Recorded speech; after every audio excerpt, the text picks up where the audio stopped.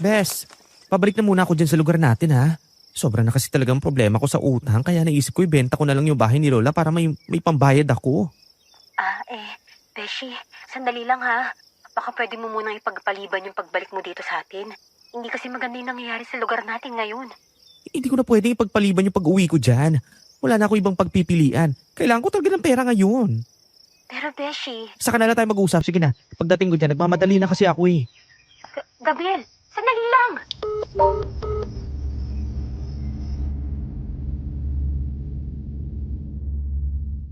Isang magandang araw sa iyo, Miss Ligaya, at sa lahat ng nakikinig sa Aswang Confessions. Itago mo na lang ako sa pangalang Martha. Hindi pangkaraniwan ang ibabahagi kong karanasan sa inyo. Dahil hanggang ngayon hindi ko pa rin maiwaksi sa isip ko ang lahat ng nangyari noon sa amin ng matalik kong kaibigan. Naitago mo na lang din sa pangalang Gabriel. Ang ikukumpisal ko sa iyo, Miss Ligaya, ay tungkol sa matalik kong kaibigan na si Gabriel, na isang bakla. Bata pa lang siya, alam na niya na hindi kotse-kotsehan o baril-barilan ang gusto niyang laruin, kundi Barbie dolls. Pareho kaming lumaki sa isang liblib na probinsya sa Kabisayaan na hindi ko nilang papangalanan pa. Naisip ni Gabriel na lumuwas sa Maynila at iwan ang aming kinagisnan na lugar para doon magtrabaho. Ngunit isang araw, tumawag siya sa akin at sinabi na babalik na raw siya sa amin. Sa kanyang pagbabalik, hindi niya inaasahan na magkakaroon siya ng mabigat na tungkulin na kailangan niyang gampanan. Isang tungkulin na may kinalaman sa aswa. Bago ko simulan ang aking kwento sa ating mga tagapakinig na mahilig din makinig ng mga kwentong katatakutan, huwag ninyong kalimutan na mag-comment, mag-like, mag-share at mag-subscribe sa channel na ito.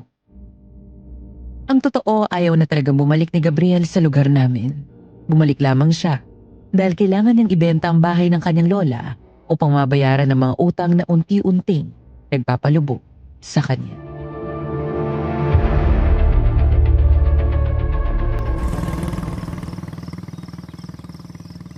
Marta!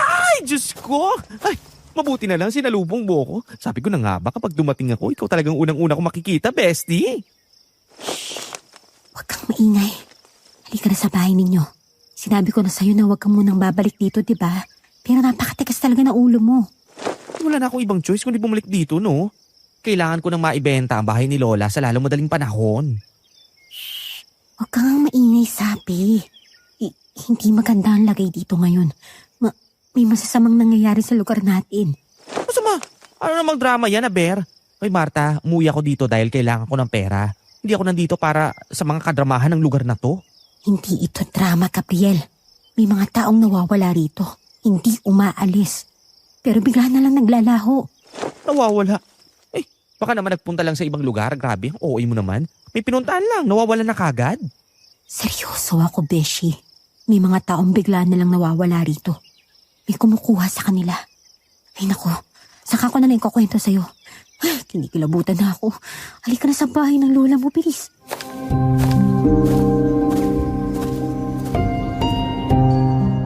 Pagpasok namin sa bahay, naabutan namin si Aling Sally, ang caretaker ng bahay ng lola ni Gabriel. Noong nabubuhay pa ang matanda, matalik silang magkaibigan ni Aling Sally. Kaya hindi na nakakapagtaka na siya ang nagbantay sa bahay nang lumuwas si Gabriel sa Maynila upang magtrabaho.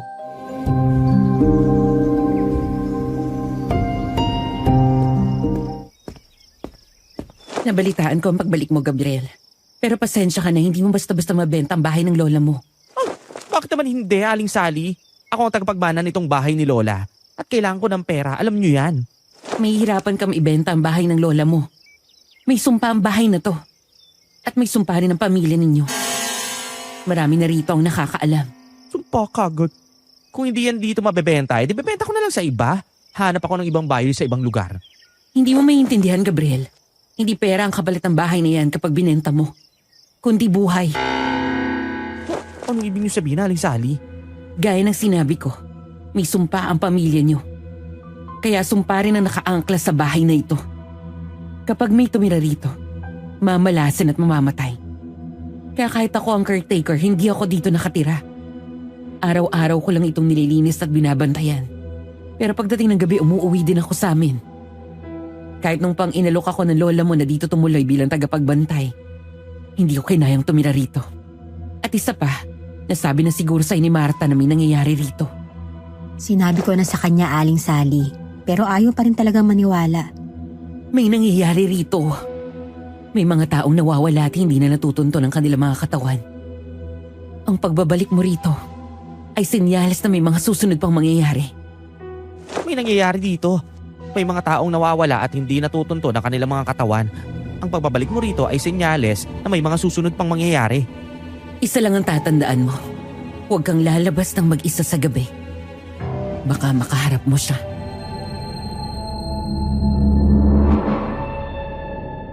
Yun lang at tumalikod na si Aling Sally. Nagpaalam na rin ako kay Gabriel na uuwi at babalik na lang ako.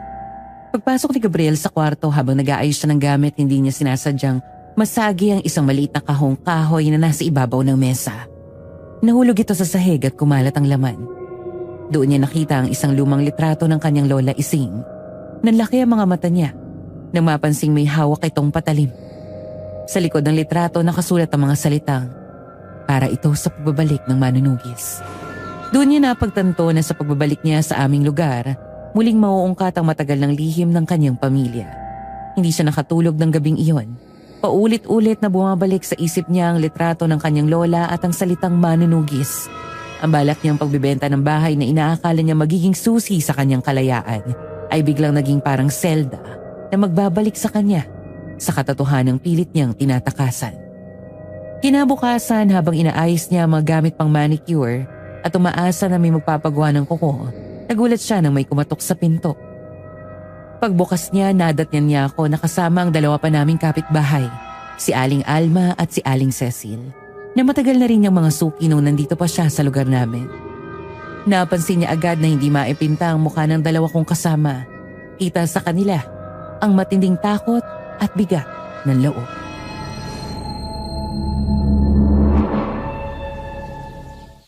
Oh, kaya aga-aga naman. Nakasamba ko lang mga mukha ninyo. Magpapaservice pa kayo sa akin. Hindi sila nagpunta rito para magpa-service, Gabriel. Eh kung hindi kayo pumunta dito para magpa-manicure, anong kailangan ninyo? May importante tayong pag-uusapan, Gabriel. Umupo ka. Hindi ito biro, ah. Ano naman ba to, Besh? Huwag mo sabihin tungkol na naman to sa sinabi mo sa akin kahapon. Sabihin mo na sa amin ang totoo, Gabriel. Hindi ka nagbalik dito para mag-manicure. Bumalik ka para ibenta ang bahay ng lola mo, hindi ba? Alam na rin namin ang sikreto ng pamilya mo at ng sumpa. Kung ibig niyo sabihin ay tungkol sa sumpa na yun, ay naku, wala akong pakialam. Hindi yan nakakatulong sa akin o sa mga utang ko. Kapag nabenta ko na ang bahay na to, alis na ako ng tuluyan, no? Sa Maynila na ako maninirahan. Ang anak ko, Gabriel, si Junjun. 3 araw na siyang nawawala. Hindi lang siya, may 2 pang batang taga rito ang nawawala rin. At hanggang ngayon, hindi pa rin sila natatagpuan. Ano? Kailan pa nawawala ang anak mong si Junjun? Teka, wala bang nakakita kung saan siya nagpunta o kung sinong kumuha sa kanya? Kailan ba nangyari to? Walang nakakaalam. Kahit ang pulis, wala silang mahanap na ebidensya kung sino ang kumukuha sa mga bata. Pati na rin sa iba pang tao na bigla nalang naglaho rito. At alam namin, Gabriel, may kinalaman dito ang sumpa ng inyong pamilya. Kailangan namin ng tulong mo, Gabriel. Kami, bilang komunidad, ay nag-ambagan ng pera. Hindi na namin hihintayin ang tulong ng gobyerno. Kailangan namin ng taong may koneksyon sa nangyayaring ito sa lugar natin. Ambagan? Para saan? Teka, ano ba talagang gusto niyo mangyari kayong 3? Alam mo ang ibig namin sabihin, Gabriel. Ang pamilya ninyo ay may sumpa. May bumabalot na kadiliman sa inyo. Kaya nang mamatay ang lola Ising mo, umalis ka at nagpunta sa Maynila para takasan to, di ba? Hindi mo rin maitatanggi na may kinalaman ang kadilimang iyon sa mga nawawalang tao rito sa ating lugar. Ngayon na nagbalik ka para ibenta ang bahay ng lola mo at tuluyang makatakas, hindi yun uubra. Ang bahay na to ay may sumpa. Ang sino mang bibili at titira rito ay mamalasin at mamamatay. Tanging ang pamilya nyo lang ang maaaring manirahan dito. Takot na ang mga tao rito sa lugar namin na lumapit sa bahay na ito. Dahil ayaw nilang madami sa kamalasan ng lagim na to eh. At dahil sinabi mo na malaki ang utang mo, naisip namin na mag-ambagan kasama mga kapitbahay. Bibigyan ka namin ng malaking pabuya. Solusyonan mo lang ang problema. Dahil ikaw na lang ang nag-iisang may koneksyon sa pamilya ninyo, Gabriel.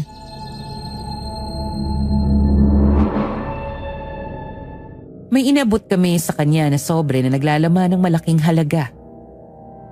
Isa itong malaking pabuya na maaari pang katulong para mabayaran niya ang utang.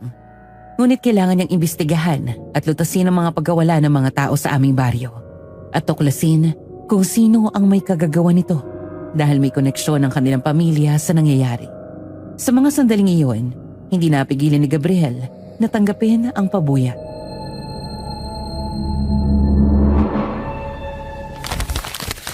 Iyan ang paunang bayad para sa gagawin mo, Gabriel. Kung matutuklasan mo ang dahilan ng lahat ng ito at malutas mo ang problema, ang babayaran namin sa iyo ay 5 beses pa riyan. Sapat na yan para mabayaran mo lahat ng utang mo at bumalik sa katahimikan ng lugar na ito. Paano ko naman gagawin yon? Saan ko naman hahanapin ang mga nawawala at ang dahilan ng pagkawala nila? Hindi naman ako investigador, no? At wala akong kapangyarihan para maging superhero. Isa lang akong hamak na manikurista. Hindi ko alam kung anong dapat kong gawin, no? Hindi namin kailangan ng superhero. Kailangan namin ng tao may koneksyon sa mga nangyayaring ito. Sabi ng mga matatanda rito sa aming lugar, tanging mga miyembro lamang ng inyong pamilya ang maaaring makalutas sa problemang ito. Ngayon wala na ang iyong lola Ising na dati raw gumagawa nito. Ikaw na lang natitira sa pamilya na nakatakdang magpatuloy. Ikaw na ang bagong tagapagmana ng mahiwagang patalim. Iwagang patalim? Ano naman kinalaman ko dun? Gabriel, ikaw ang susi para maresolba ang mga nangyayaring ito. Kung dati ang lola mo ang gumagawa nito, ngayon, ikaw naman ang magiging manunukis.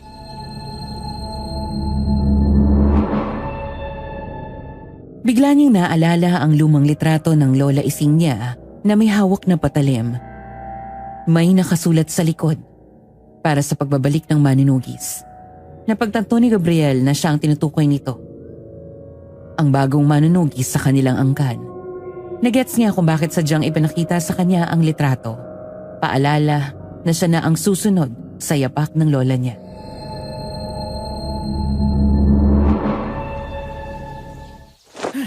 Kung gagawin ko to, kailangan ko ng clue. Ipakita niyo sa akin ang huling lugar kung saan nakita si Junjun at ang iba pang nawawala. Susuriin ko yung lugar. Ayokong basta maniwala na lang sa mga kwento-kwento na yan. Alam namin kung saan. Pare-pareho lang naman ang mga lugar kung saan nawawala ang mga biktima eh. Sa lumang sapa, sa dulo ng kawayanan. Huwag kang mag-alala. Sasamahan kita sa pagpunta doon. Ngayon pa lang ay nagpapasalamat na kami sa iyo, Gabriel. Umaasa kami na masusolusyonan mo ito at mapananagot ang sino man o anumang may kagagawan nito. Ang kapalaran ng aming lugar ay nakasalalay sa mga kamay mo, Gabriel. Ano pa nga bang magagawa ko? Dahil nga konektado ang pamilya namin sa mga nangyayari, malamang ako talagang haharap. Kasi ako lang naman ang natitira sa aming angkan. At saka, huwag na muna kayo magpasalamat. Sigurado ako mahaba-habang paghahanap to.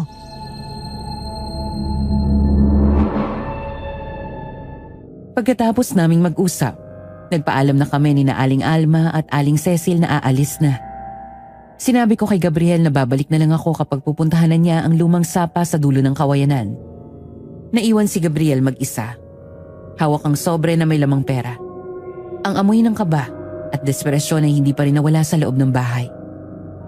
Nararamdaman niya na ang pagiging manunugis ay hindi niya na matatakasan pa. Ito ay isang obligasyon. Tiningnan niya ang sarili sa salamin.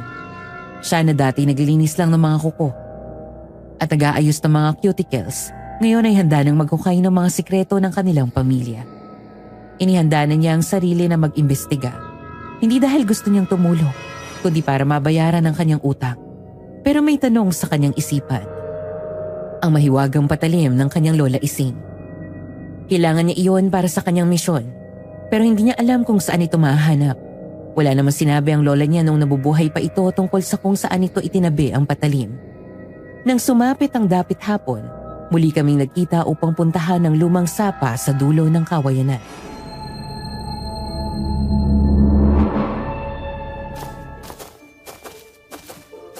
Besh, sigurado ka ba sa gagawin natin? Nakakatakot dito.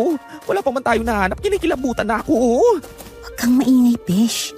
Dito syudad para mag-ingay ka riyan. Doon, Doon sa lugar na yun, huling nakita si Junjun na naglalaro. Pati yung iba pang taga rito na nawawala. Ang hindi ko lang maintindihan, bakit hindi na lang kayo humingi ng tulong sa mga pulis? Alam naman natin na mas bihasa sila sa pag-iimbestiga. Minsan na kami nang hingi ng tulong sa mga pulis. Pero wala rin eh. Wala rin silang nagawa. Nung nag-iimbestiga sila, ang tanging nakita lang nila ay kakaibang mga balahibo. Hindi galing sa hayop kundi mula sa ibang nilalang. Malalaking balahibo yun na kasing laki ng palad ng tao. Ayun, natakot lang sila at hindi na tinapos yung investigasyon. Simula nun, hindi na sila bumalik dito. Balahibo na kasing laki ng palad ng tao? Baka naman balahibo yun ng mabangis na hayop. O di kaya balahibo ng isang malaking ibon. Walang ganong kalaking ibon, Gabriel. At hindi yun galing sa mabangis na hayop. Kakaiba ang balahibo na yun. Hindi talaga pangkaraniwan. Makintabi. Tapos parang balat ng ahas. Ano Saan ka nakakita ng balahibo na parang balat ng ahas? Diyos ko. Ano ba naman nangyayari sa lugar na to? Halika na nga. Titignan ko lang tong lugar na to. Baka mamaya may makita tayong clue. Bago pa man ako atakihin sa puso ng mga sinasabi mo. Diyos ko. Mabuti pa nga. Kailangan talaga nating makakuha ng ebidensya ngayong gabi, Besh.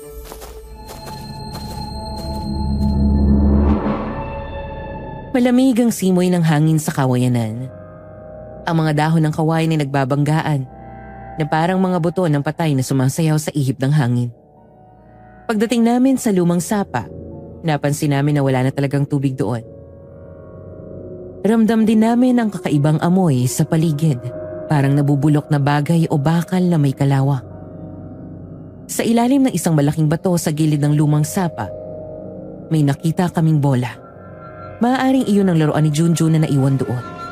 May bahay dito ng putik. At hindi lang yun. May isa pang bagay na hindi namin inaasahan.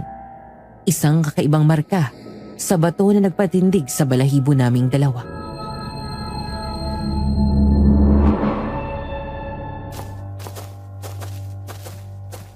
Bes, tingnan mo. May bayad ng dugo yung mga bato. Diyos ko, kay Junjun kaya ang dugo na yan? O sa iba pang nawawala? Teka, tingnan mo to. Ito ba yung sinasabi mo balahibo? Diyos ko, laki nga nito at kakaiba talaga. Anong klaseng hayop ang nagmamay-ari nito? At saka tignan mo, parang balat nga talaga ng ahas yung itsura, nakakakilabot. Yan mismo ang nakita ng mga polis nang mag-imbestiga sila rito. Ano sa tingin mo, Gabriel? Anong nilalang ang may ganyang balahibo? Hindi ko alam, pero hindi to galing sa kahit anong hayop. Yung dulo ng balahibo parang mahabang kuko na natanggal. At yung amoy, naamoy mo ba? Amoy na bubulok na kung ano. Tara na, Gabriel. Bumalik na tayo. Ayoko na magtagal pa rito. Natatakot na ako eh. Pakiramdam ko, may nagmamasid sa atin kung saan. Naninindig yung balahibo ko. Wait. Nagpunta tayo dito tapos babalik tayo kagad. Akala ko ba gusto mo mahanap yung mga nawawala? Pero teka, tignan mo to. May kalmot sa bato, ang laki. Pero tingnan mo, 3 lang ang daliri. At ang lalaki. Teka, nakita na rin ba to ng mga pulis na nag-iimbestiga? Hindi ba nila to napansin? Itong bahid ng dugo at kalmot dito sa bato? Tama na yan, Gabriel. Halika na. Hindi hayop ang may gawa niyan, kundi halimaw. Bumalik na tayo. Sabihin na lang natin sa kanila ang mga nakita natin dito.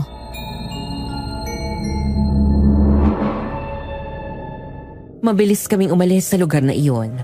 Bawat hakbang namin ay parang pagtakbo palayo sa isang nilalang na hindi namin nakikita. Ang kakaibang balahibo, ang amoy na parang nabubulok, at ang bakas ng malaking kuko.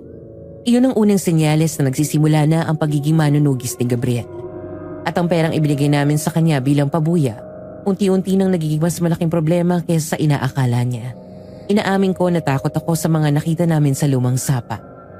Kaya agad ko na siyang niyaya na umuwi. Napakabilis tumakbo ng best friend ko. Parang wala na siyang pakialam sa makeup niya o sa bagong sapatos na suot niya na nababalot na ng putik. Pagdating namin sa bahay, nadatan namin si Aling Sally na parang matagal nang naghihintay. Nakatayo siya sa labas at seryoso ang muka.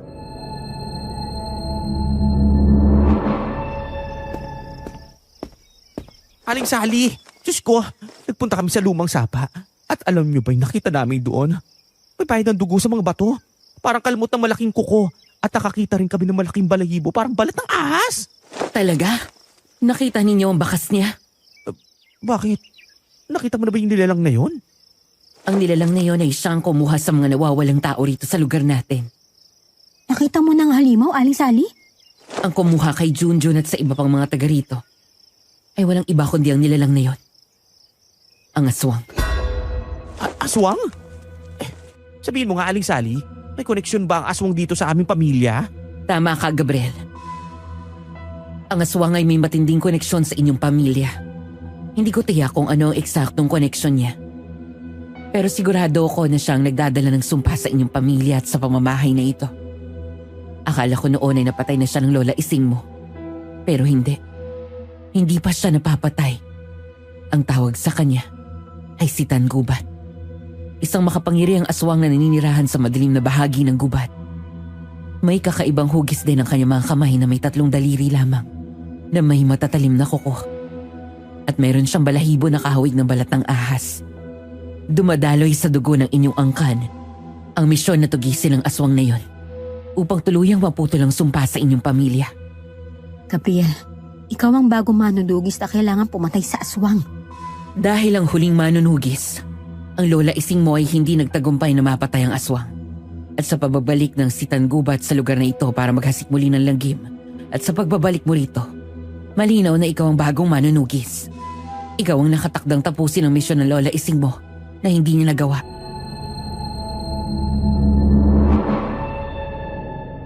Ang pakiramdam na yon, ang bigat ng salitang manunugis ay lalo pang tumimo sa isip niya. Ang mga kamay ni Gabriel na sanay sa pagpahid ng nail polish ay biglang parang may obligasyong humawak ng sandata para tugisin ang aswang. Naalala ni Gabriel ang tungkol sa mahiwagang patalim ng kanyang lola at tinanong niya si Aling Sally tungkol dito. Nagpaalam si Aling Sally na may kukunin lang siya. At sa pagbalik niya, may dala na siyang lumang kahon na gawa sa kahoy.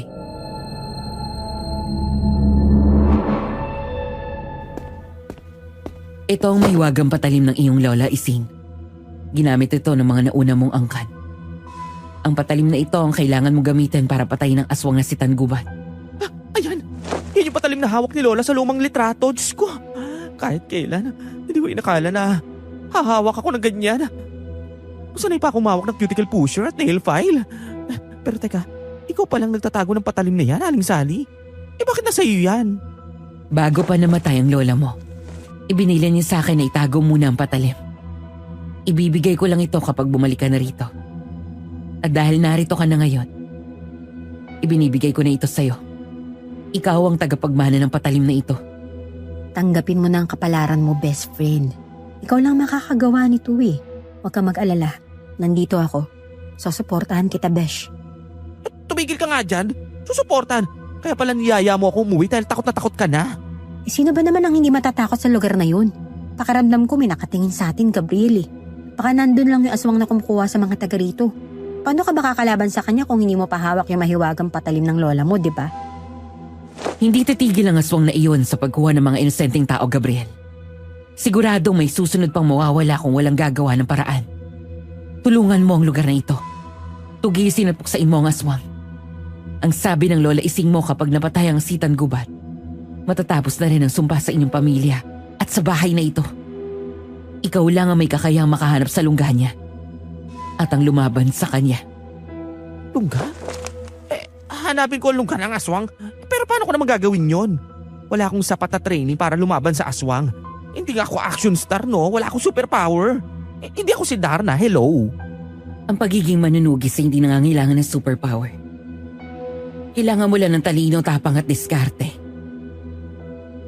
Huwag mong biguin ang mga taga rito, Gabriel. Nagambagan pa sila para mabigyan ka ng pabuya. Masolusyonan mo lang ang problemang dulot ng aswang na yon dito sa lugar natin. Wala naman akong choice, diba? Kailangan ko ang pera para mabayaran ang utang ko at para matapos ng sumpa ng pamilya namin. Kailangan ko pagplanuhan kung anong gagawin. Anong alam ko tungkol sa mga si Tan Gubat na yan, Aling Sally?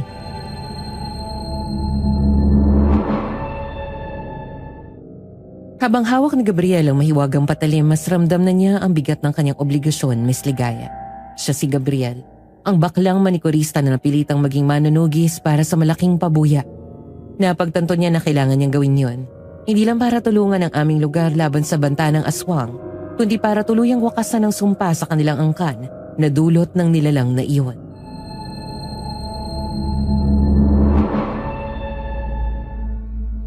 Ang sitan gubat ay kailangan niya ang kabataan ng kanyang mga biktima. Kaya kinakain niya ang kanilang mga laman loob at sinisip-sip ang sariwang dugo ng mga ito. Ang pinakamalaking kahinaan naman niya ay ang mahiwagang patalim na minanapan ng lola mo mula sa inyong mga ninunong babaylan. Kahinaan din niya ang mga bagay na gawa sa pilak. Pilak? Teka, narinig ko na yan, Aling Sally eh. Ang sabi ng nanay ko nun, takot daw ang mga aswang sa pilak. Di sana gawa na lang sa pilak tong patalim na to para mas madaling mapuksa ang mga aswang na yun, di ba? Ito ang kailangan mong tandaan, Gabriel. Siguraduhin mo mapapatay mo ang aswang. Kapag hindi siya napatay, magpapatuloy ang kasamaan niya at hindi matatapos ang sumpa sa inyong angkan. Nagsimula ng paghandaan ni Gabriel ang paghahanap sa lungga ng aswang na si Tangubat. Bukod sa mahiwagang patalim, naglabas din siya ng asin, bawang at bundot pagi na kilalang mabisang pangontra sa mga aswang. Bilang matalik niyang kaibigan, hindi ko maiwasang mag-alala at kabahan para sa kaligtasan niya sa misyon niyang ito.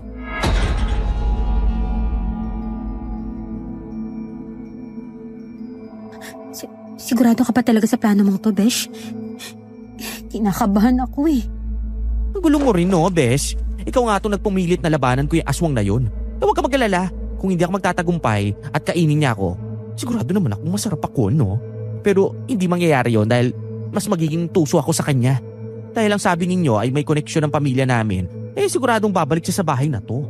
Lalo na ngayon na nandito ako. Kaya paghahandaan ko talaga yung asungot na yun. Posibleng mangyari ang sinabi mo. Maaaring magpunta siya rito dahil nagbalik ka na. Siguradong tulad mo. Gusto ka rin niya mawala upang matanggal ang hadlang sa paghahasik niya ng lagim.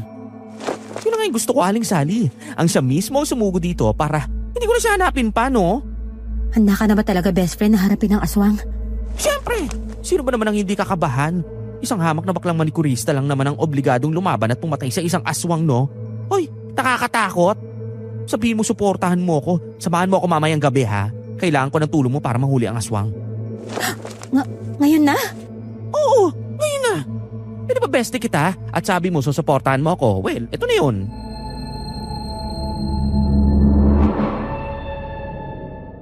Wala na akong nagawa kundi samahan si Gabriel sa bahay niya. Nagpaalam na si Aling Sally na uuwi na at babalik na lang kinabukasan. Sabi niya tuwing hating gabi raw ay lumalabas ang si Tangubat. Naupo kami sa sahig malapit sa bintana at naghintay. Nakasukpit sa bewang ni Gabriel ang mahiwagang patalim at hawak naman niya ang buntot pagi. Ako naman ay hawak ang supot na naglalaman ng asin at bawang. Sumilip kami sa labas. Nakakabingi ang katahimikan. Ngunit maya-maya ay may narinig kaming kakaibang tunog na parang pag-angil ng isang mabangis na hayop.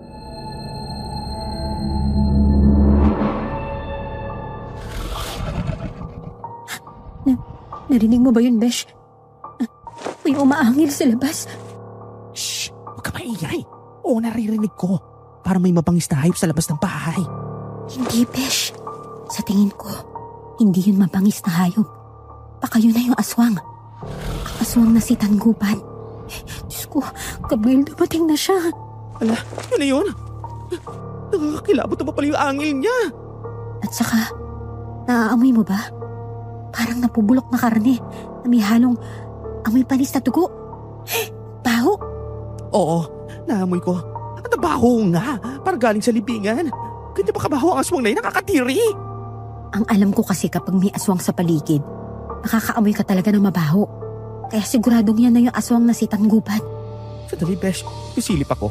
Gusto ko makita kung anong itsura ng enemy. Kung tutugwisin ko siya, kailangan ko muna siya makita.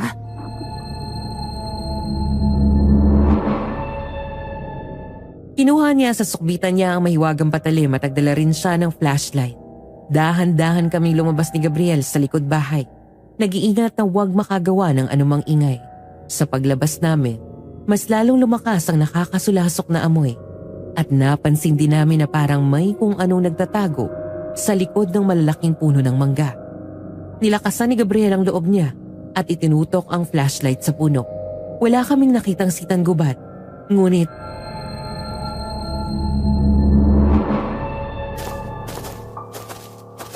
Besh, tignan mo to. May mga bakas dito. Teka, bakas ba ng paa niya to? Oo. Ang bakas ng paa nga yan. Tingnan mo, 3 lang yung daliri. Tsaka tingnan mo, May balahibo na naman dito oh. Nandito lang sa paligid yung sitan gubat. At ang dami mga balahibo. At saka, ano tong malakit na to, Diyos ko? Parang laway niya to ah. Hala, oo nga. Parang laway nga yan ah. Nakakadiri. Ramdam ko na nandito lang siya sa paligid. Baka naghihintay lang siya na lumabas tayo para atakihin tayo. Subukan niya lang nalapitan tayo, no? Magkakahamunan kami. Nasa akin ang may wagang patalim at meron pa tayong dalang pangontra. Tignan lang natin ang tapang nun.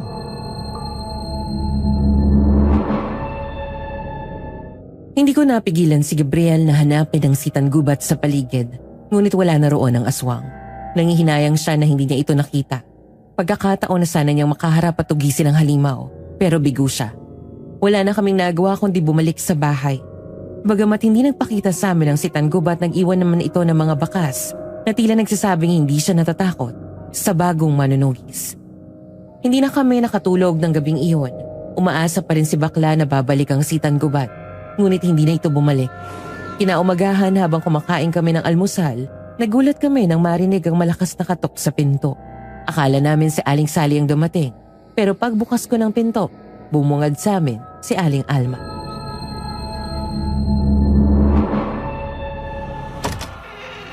Oh, Aling Alma. Bakit ka humahangos? Anong nangyari sa'yo? Marta, si Gabriel. Kailangan ko makausap si Gabriel. May nawawala na naman. Hindi lang isa, kundi 3 tao ang nawawala. Ano? May mga nawawala na naman? Teka, sino-sino naman yung mga yan? Si Tintoy, yung anak ni Mang Pablo sa kabilang kanto. Natagpuan ang bag niya na ginagamit sa eskwelahan doon sa tabi ng lumang sapa. At sa paligid may mga bakas ng dugo. Diyos ko, talaga? Si Tintoy? Mabait na bata yun ah. Ay, kawawa naman si Mang Poldo. Mahal na mahal niyang anak na si Tintoy. Nababahala na ang mga taga rito. Hindi naligtas sa mga tao. Tumarami na ang mga nawawala. Relax lang. Nagsimula na ako mag-imbestiga. At nagahanda na rin ng kung anong harapin nating nilalang na kumukuha dito sa mga tao rito. Kaya hindi rin magtatagal, mahihinto na rin yung mga kababalaghang nangyayari dito. Kaya rin ako nagpunta rito para ipaalam sa'yo, Gabriel, na nag-iwan ng babala ang nilalang na yun. Sa lumang sapa, kung saan natagpuan ang gamit ni Tintoy, may nakasulat sa notebook niya. Marami pa raw ang mawawala sa lugar na ito. Wala raw itong pipiliin. Mga bata man o matatanda, kukunin niya ang gusto niyang kunin. Humanda ka raw, Gabriel, dahil darating ang araw na haharapin niya ang bagong manunugis. Kinabahan ako sa sinabi ni Aling Alma. Kagabi lang ay nagparamdam sa amin ang aswang. Napatingin ako kay Gabriel at nakita kong nakataas ang kilay niya at nakapamewang. Aba, hinahamon ako ng sitang gubat na yon? Akala ba niya mapapaatras ako ng pananakot niya? Hoy, nagkakamali siya. Hindi ko siya uurungan lalo na't hawak ko tumayiwagang patalim na kayang pumatay sa kanya. Si Tanggubat? Ano yon? Ang nilalang na kumukuha ng mga tao rito sa lugar natin ay ang aswang na si Tanggubat. Ang aswang na ito ay konektado sa angkan ni na Gabriel at sa sumpa sa kanilang pamilya. Aswang na si Tanggubat? Ang aswang na yon ang kumuha kina Junjun, Tintoy at sa iba pa. Correct. Kaya mamaya, babalik tayo sa lumang sapa, Bes. Hinahamon ako ng sitan gubat na yun at ibibigay ko sa kanya ang gusto niya.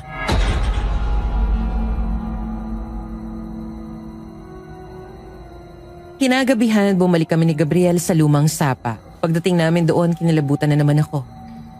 Pakiramdam ko may mga matang nakatingin sa amin mula sa malayo.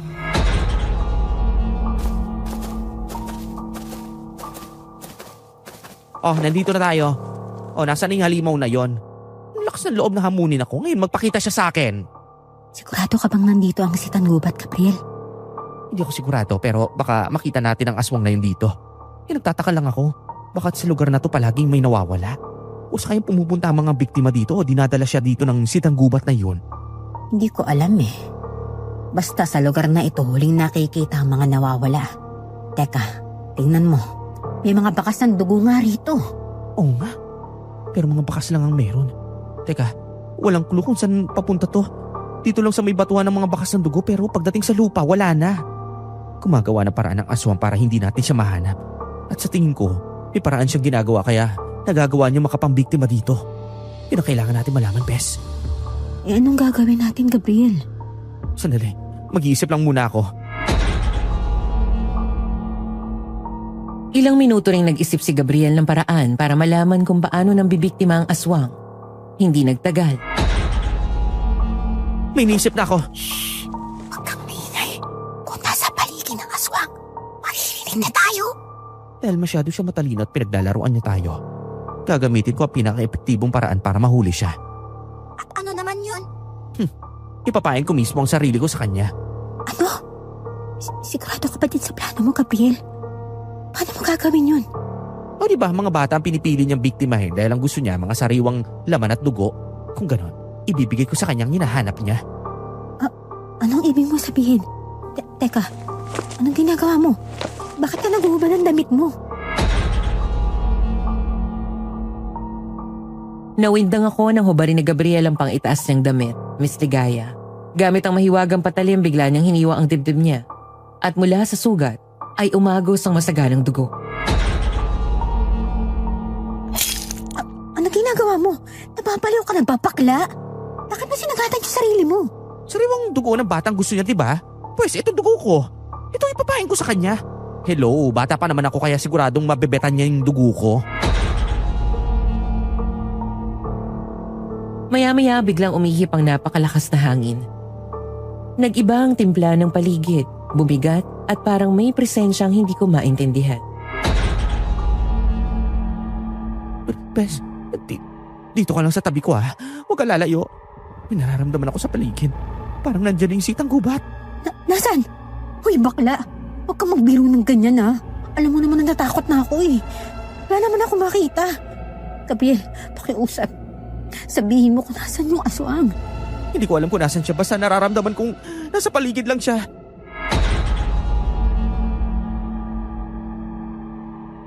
Biglang may narinig kaming kumalusko sa mga halaman.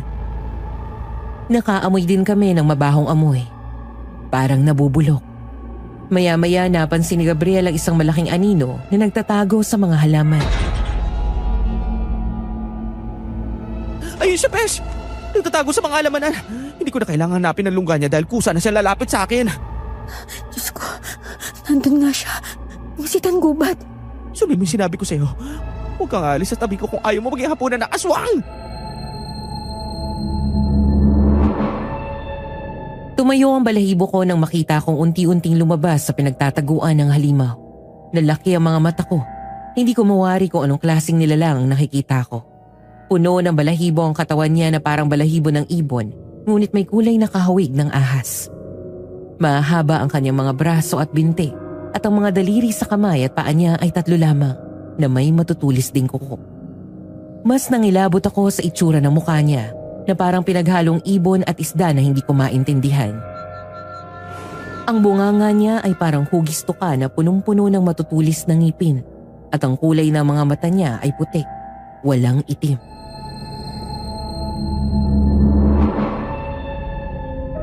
Beshi, nakatingin siya sa atin. Lalo na sa'yo. Nakatingin siya sa sugot ang dibdib mo. Hoy! Sitang gubat! Nandito ako! Kung gusto mo ng dugo ko, halika na lumapit ka! Ano ba talagang balak mo, Gabriel? Tingnan mo. Naglalaway na yung bunganga niya. Parang gutom na gutom siya.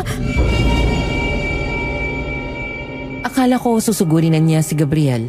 Ngunit sa halip na lumapit, umangi lang siya ng malakas at tinampas ang isang malaking puno na nagdulot ng pagbuwal nito. Hindi siya sumugod. Tila nagpakita lamang siya ng kanyang lakas. Ano yan? Bakit puro puno na lang pinagdidiskitahan mo? Hindi ka ba lalapit sa akin para tikman yung malinamnam ko dugo? Besh! Nasaan na siya? Bigla siya nawala. Hindi ko na siya makita. Oo nga. Hindi ko na malaya na umalis na siya. Teka, paano nangyari yun? Hoy, aswang! Nandito ako! Akala ko pa gusto mo ng sariwang laman at dugo. Bumalik ka nga dito! Maya-maya biglang naramdaman ni Gabriel ang mainit at mabahong hininga sa tenga niya. Sa dilim may narinig kaming nakakakilabot na boses.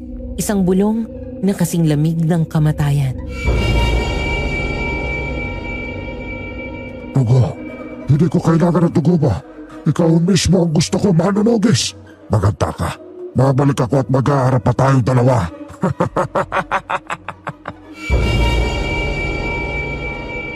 Pagkatapos ay muli namin naramdaman ng malakas na ihip ng hangin. At lalo pang umalingasaw ang mabahong amoy. Tuluyan ang umalis ang sitan gubat. Ang hininga niya ang huling naramdaman ni Gabriel. Hindi niya kami inatake. Nagpakita lang siya ng kapangyarihan. Alam niyang si Gabriel ang manunugis at gusto niyang makipaglaro. Wala na talaga siya, bakla. Parang inatat ka lang niya. Paano niya nagawang makalapit sa atin nang hindi ba lang natin namamalayan? Ang baho ng hininga niya, nakakasulaksok yung amoy. Hindi mapekto yung sugat sa dibdib mo, Beshi. Ayaw daw niya sa dugo mo. Ikaw mismo ang gusto niya. At magkikita pa raw kayong muli. Juicy pa siya sa dugo ko. Pero pinagtataka ko lang.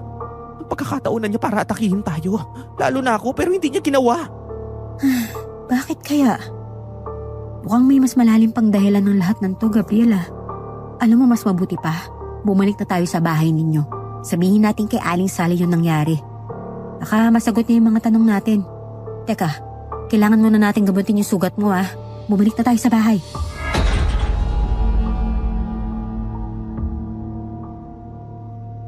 Pagbalik namin sa bahay, sinalubong kami ni Aling Sally. Seryoso ang mukha niya, na para bang alam na niya ang nangyari.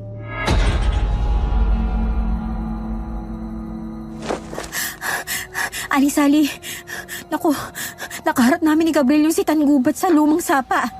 Nakakilabot pala yung itsura ng aswang na yun. Akala ko atakihin niya na kami. Pero hindi, umalis siya, Aling Sally. Tama. Nagpakita sa amin ang sitag gubat. Pero parang nakikipaglaro lang siya sa amin eh. Ipinain ko ang sarili ko pero hindi naman niya ako nilapa. Nagpaka-arte pa ang aswang na yon. Sabi niya, babalik daw siya at kami raw ang muling maghaharap. Hindi ko nga nagamit ang mahiwagang patalim eh dahil bigla na lang siya nawala. Sinasabi ko na nga ba? Kaya pala kanina pa ako kinakabahan. Ibig sabihin hindi mo rin napatay ang sitan gubat. Delikado to. Nangangulugan itong lalo pang lumalakas ang kanyang kapangyarihan. Kaya pala pinakita niya sa amin ang lakas niya. Isang hampas lang niya sa isang malaking puno na buwal agad. Napakalakas niya, Aling Sally. Diyos ko. Tama ang sinabi noon ni Ate Ising na natatagay ng napakalakas na kapangyarihan ng aswang na yon. Kaya pala bukod sa mahiwagang patalim, pilit pa niya gustong makuha ang isa pang makapangyarihang sandata. Makapangyarihang sandata? Teka, meron bang sandata na pwedeng makatalo sa sitang gubat? Oo, Gabriel, meron pa. Ang mahiwagang sandatang yon ay isang lihim na pag-aari ng inyong angkan. Tinatawag itong batong pilak. Bukod sa mahiwagang patalim, ang batong pilak ang isa sa ilang maaaring tumalo sa halimaw. Nasaan yung batong pilak na yun, Aling Sally?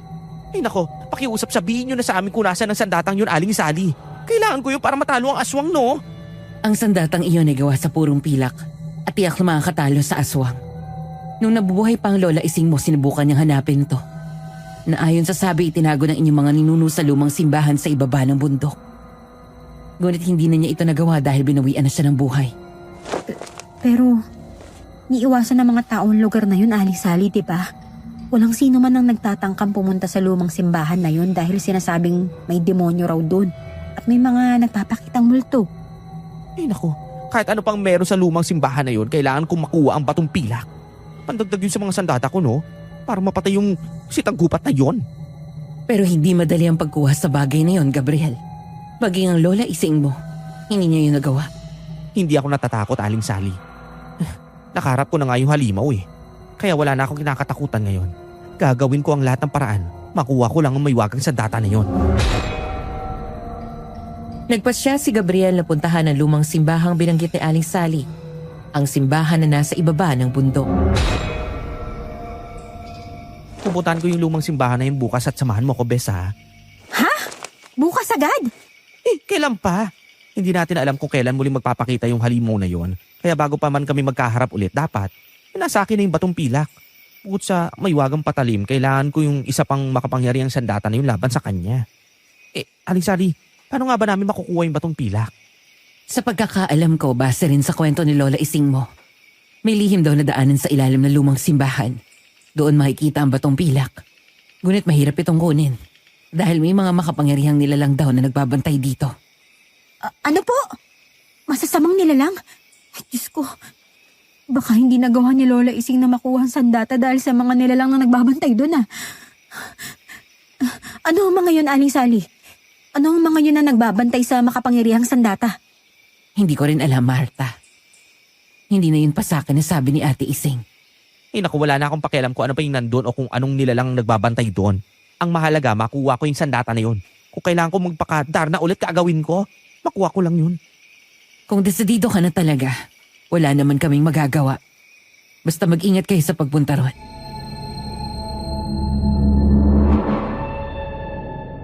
Hindi na nag-aksaya ng panahon si Gabriel. Kinaumagahan agad naming pinuntahan ang lugar na sinabi ni Aling Sally, Miss Ligay.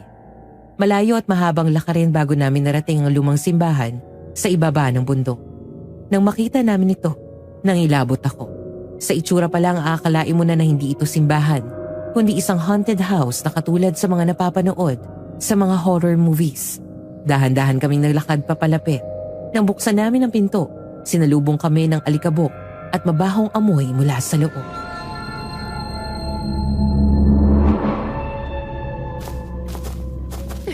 Alikabok at baho naman dito sa loob. Nakakasuka. Ew! Shh! Kang maingay. Baka marinig tayo ng mga nilalang na sinasabi ni Aling Sally na nagbabantay dito. Ayaw mo silang lumabas, no? At harapin tayo. Huwag kang matakot. Meron tayong dalang pangontra at meron din tayong dalang mahiwagang patalim. Nang makapasok kami sa loob ng lumang simbahan, agad naming hinanap ang daan papunta sa lagusan kung saan matatagpuan ang batong pilak. Nasaan kaya yung iba pang bahagi nitong simbahan? Saan natin hahanapin yun? Aba malay ko. Wala naman sinabi sa Aling Sally kung saan banda yun eh. Teka nga, maghanap na nga muna tayo. Sigurado nandito lang yun eh. Teka, Besh. Parang may kakaiba rito eh. Ano bang kakaiba rito bukod sa dumi at mabaho, aber? Ewan ko. Bigla na lang kumabog na malakas yung dibdib ko eh. Parang may mabigat na presensya dito sa loob na hindi ko maintindihan. Huwag ka mag-alala, ako nang bahala sa'yo. Hindi kita pababayaan. Kahit kinakabahan ako, nagpatuloy kami sa paghahanap ng lagusan hanggang sa may nakita kaming malaking butas sa gilid ng altar. Ayun o, Besh. Baka yun na yung lagusan. Oo nga. Teka, baka yun na yun. Halika, pasukin natin. Pero nakakatakot naman dyan. Baka mamaya, nandun yung mga nilalang na sinabi ni Aling Sally ha. Hindi natin malalaman kung hindi natin papasukin yan, kaya halika na. Pumasok kami sa loob ng malaking butas na nakita namin. Madilim doon, kaya binuksan ni Gabriel ang dala naming flashlight. Nang magkaroon ng liwanag, napansin namin na parang nasa loob kami ng isang kuweba. Ganon ang itsura ng butas. Nagsimula na kaming maglakad. Ngunit bago pa namin maihakbang ang aming mga paa, nakaramdam kami ng pagyanig sa paligid. Parang lumilindol. Nataranta kaming dalawa sa nangyari. Ano yun? Lindol ba yun? Teka, kailangan na natin umalis dito, Besh. Baka gumuho na yung simbahan at matabunan tayo dito sa loob. Halika na, lumabas na tayo sa butas. Palabas na sana kami nang biglang lumakas ang pagyanig. Nakita na lang namin na gumuho ang loob ng simbahan na natakpan ng gumuhong paderang butas na lalabasan namin.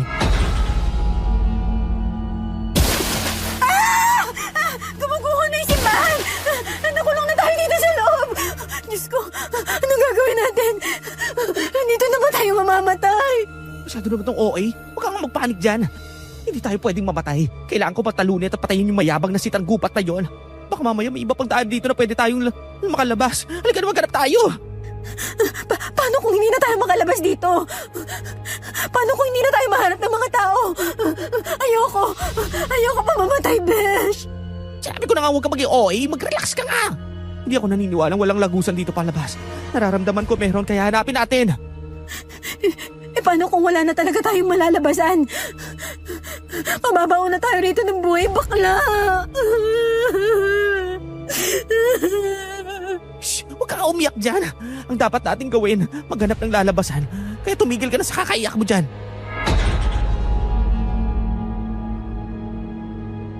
Dali-dali niya akong hinila sa braso at naglakad kami sa loob ng lagusan. Naghanap kami ng malalabasan. Ngunit puro bato lang ang nakikita namin at hindi namin alam kung saan papunta ang daang nilalakaran namin.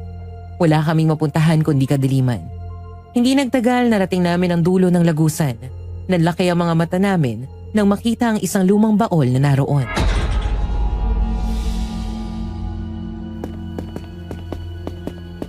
Bes, may baul! Baka nandiyan nakalagay yung mahiwagang sandata! Oo nga no. Ayan na yata yun, Besh. Teka, tingnan mo. May something na nakapatong sa ibabaw ng baul. Baka liham. Halika, tingnan muna natin kung ano yung nakalagay dun.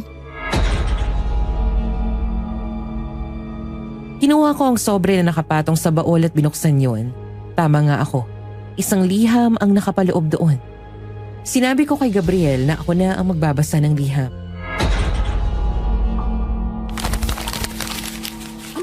Ano nakasulat dyan, Martha? Gabriel?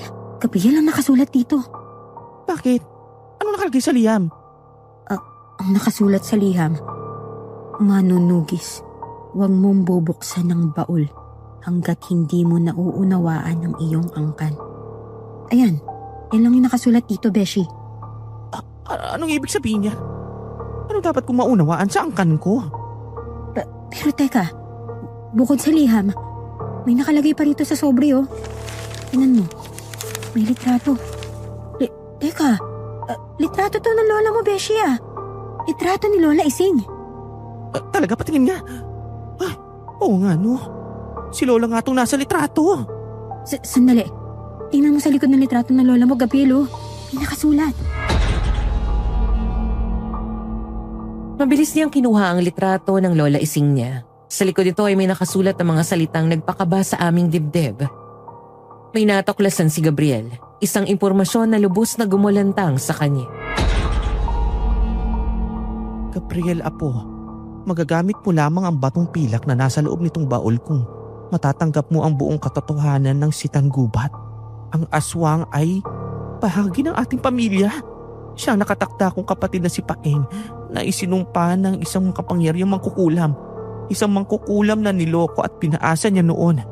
Dahil doon gumawa siya ng sumpang pagpapabago sa kanya bilang isang aswang. Ano? Kapatid ni Lola ang isang aswang na yun? Panganin na kapatid ng lola mo? Ibig sabihin, ang sitanggubat. Lolo mo na sa tuhod yun, Besh. At dugo mo yung aswang. Ang sitanggubat? Lolo ko siya. Nakalagay din dito sa liham na ang panganay na anak ng aming angkan ay isinumpa at naging aswang. Ang aswang na siyang naging sumpa ng buong pamilya. Maging ang bahay ng aming angkan ay nadamay din sa sumpa.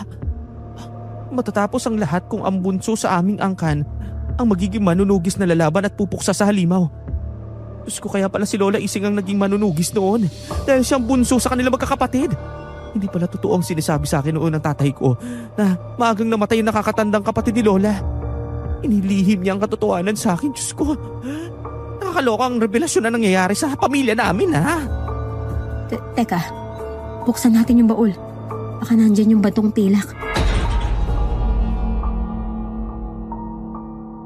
Binuksan namin ang baol at tumumbad sa amin ang isang mahabang bato na makinis at kulay pilak. Ano to? Ito na yung tinatawag na batong pilak? Literal na bato na kulay pilak? Paano naman magiging sandata yan? Ito na ba yung sinasabi makapangyarihang sa data? Ba't ganito yung tsura? Teka, isa pang liham na nakalagay dito sa loob ng baul. Sandali, babasahin ko lang. Diyos ko naman, bakit ba kasi kailangan pa pag-iwahiwalay yung mga liham? Hindi na lang pinag-isa, di ba? Ko iba rin ang trip ng lola ko eh. Basahin mo na kung ano yung nakasulat sa liham. Baka nandyan yung paliwanag kung paano gagamitin yung batong pilak bilang sandata. Teka, ang batong pilak ay isang makapangyarihang sandata na pamuksa sa mga aswang. Sa unang tingin para lang ordinaryong bato. Sa bagay. Ngunit humahaba raw ito at nagiging isbada kapag hinawakan ng manunugis. Kaya nitong makasugat ng aswang kahit gaano pa katibay ang balat niya. Kailangan itong itarak sa dibdib ng aswang at puntiryahin ang puso nito upang tuluyan ng mapatay. Gawa ito sa purong pilak na siyang kahinaan ng mga aswang. Ganun pala. Nagiging sandata lang pala kapag hinawakan ng manunugis. At dahil ikaw na ang bagong manunugis, hawakan mo na yan, bakla. Nang hawakan niya ang batong pilak, nanlaki ang aming mga mata dahil bigla itong nagliwanag, Miss Ligaya. Umaba ito at naging isang pilak na espada. Manghang-mangha kaming dalawa sa aming nakita.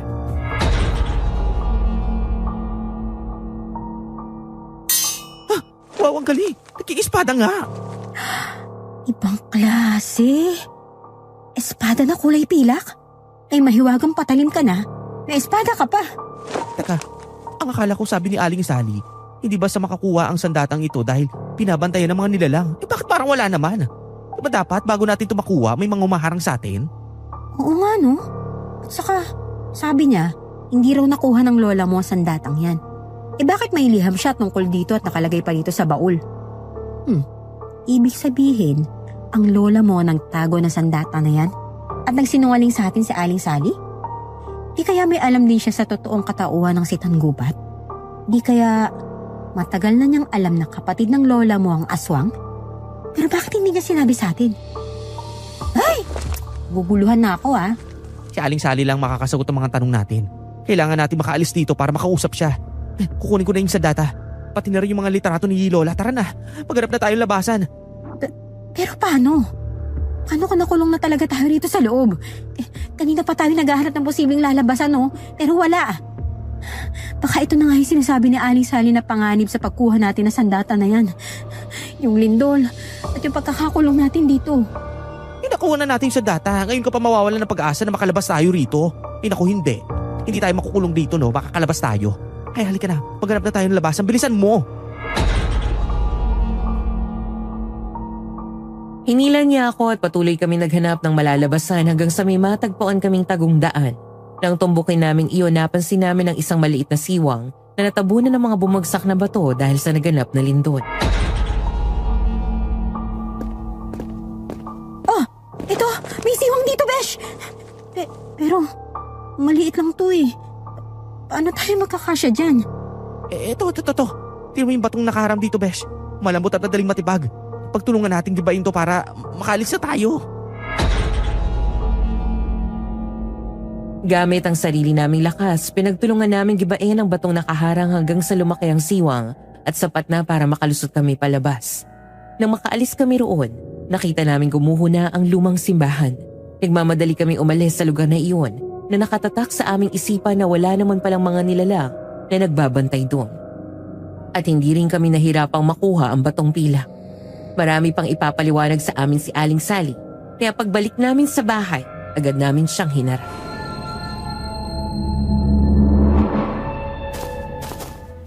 Aling Sally! Aling Sally! Nakuha na namin yung batong pilak. Oh, nagbalik na kayo. Nakuha niyo na ba ang makapangyarihang sandata? Alam mo ba na muntik na kaming mabaon sa ilalim ng lupa para lang makuha yung sandatang yan, Aling Sally ha? Lumindol at gumuho yung lumang simbahan. At bakit ka nagsinungaling sa amin, Aling Sally? Wala namang mga nilalang na nagbabantay doon ah. At sabi mo, hindi nakuha ni Lola Ising ang sandata. Pero, bakit siya nag-iwan ng liham kasama ang sandata na nakalagay sa baul? At alam mo rin na ang aswang na Sitanggubat ay nakakatandang kapatid ng lola ko?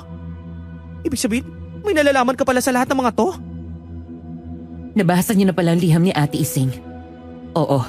Gawa-gawa ko lang mga sinabi ko sa inyo tungkol sa pagkuha ng makapangyarihang sandata. Sinabi ko yun upang hindi kayo maging kampante sa pagkuha nito. Alam kong pinaghandaan ninyo ang pagpunta ron, lalo ka na, Gabriel.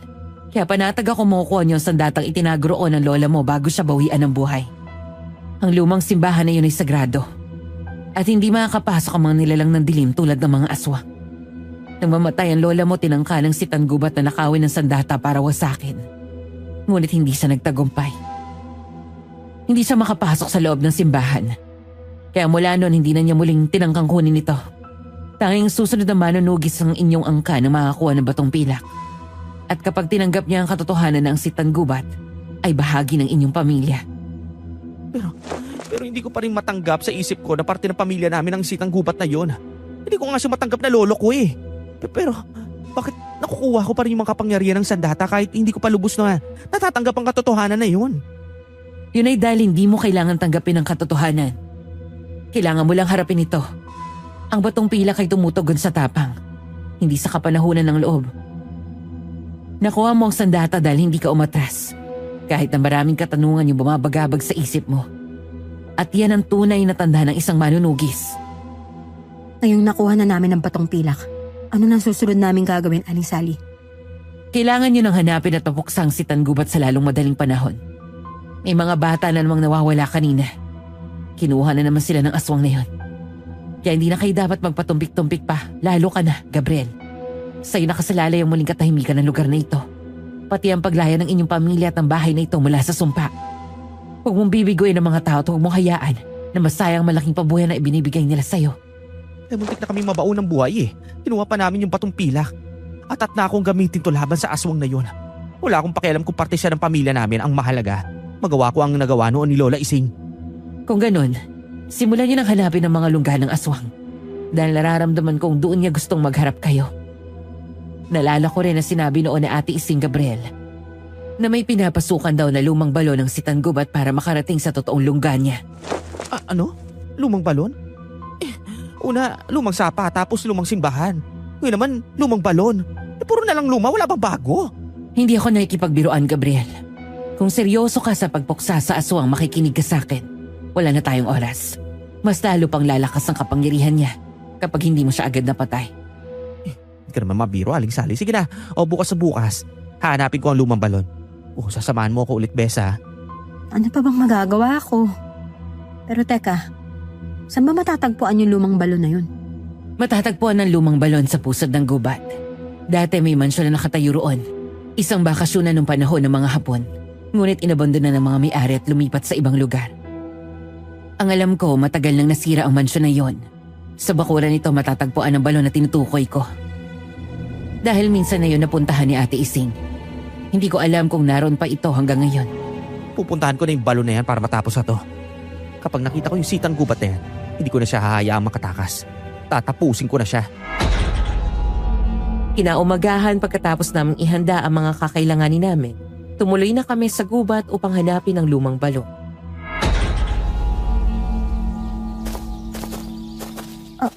Ano na naman kaya makikita natin dun, Besh? Sa palagay mo, kapag pumasok tayo sa lumang balon na yun, matatagpuan na ba natin yung aswang? Paano kung may tubig sa loob ng balon? Uy, hindi ako marunong lumangoy. Hindi ko alam, Besh. Pero wala naman sigurong tubig sa loob ng balon. Paano nga naman makakarating ang aswang dito sa lungga niya? Pwede na lang kung may lahi siyang Shokoy. Nandito na tayo sa pusod ng gubat. Pero nasan ba rito yung dating bakasyonan? Hindi ko pa kasi nakikita yung dating bakasyonan na yon. Wala pa akong ideya. Teka, parang may guho doon. Tara, puntahan natin. Sa di kalayuan nakakita kami ng guho. Papalapit kami at habang lumalapit mas ramdam namin ang malakas na hangin at nakaamoy din kami ng mabaho na parang nabubulok.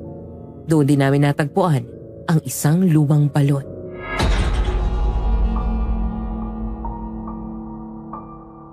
Bakla! Ang balon! Ayun oh! Ayun na yung balon! Oo, nakita ko. Tara, lapitan na natin. Ang baho naman dito. Parang may nabubulok sa loob. Sigurado ka bang papasok tayo sa loob niyan? Diyos ko, ang baho nga. Amoy nabubulok na karne na hindi ko maintindihan. Nakakasulasok. Siguradong nandyan sa loob yung aswang. Mabaho sa paligid at sa loob ng balon, oh. Wala tayong choice. Kundi pumasok talaga tayo sa loob niyan. Ano? Ang bantot dyan eh. Hindi ako mamamatay sa aswang. Mamamatay ako sa sobrang baho. At saka, paano ka nakakasiguro na walang tubig dyan, Aber? O sige, para mapatatag ka, kukuha ko ng bato ay ihulog ko sa loob. Paririnig natin kung may tubig o wala.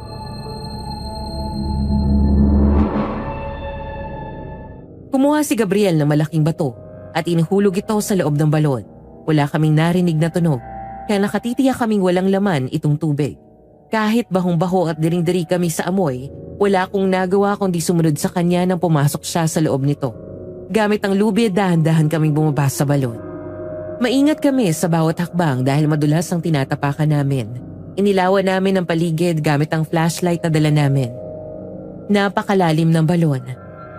At tumagal pa bago kami tuluyang nakalapag sa pinakaibaba nito. Hanggang...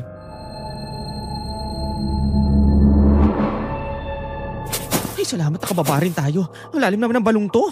Sinabi mo pa at saksakan ng baho rito. Amoy imburnal. Pweh! Tala, may lagos na dito.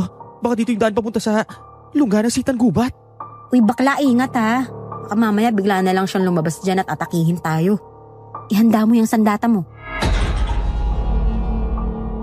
Inihanda ko na rin ang dala kong mga pangontrang asin, bawang at buntot pagi. Gamit ang flashlight, patuloy namin inilawan ang aming dinaraanan. Makipot at mamasa-masa ang daan. Hindi pa rin mawawala ang mabaho at masangsang na amoy. Hanggang sa bigla kaming nakarinig ng isang nakakapangilabot na boses.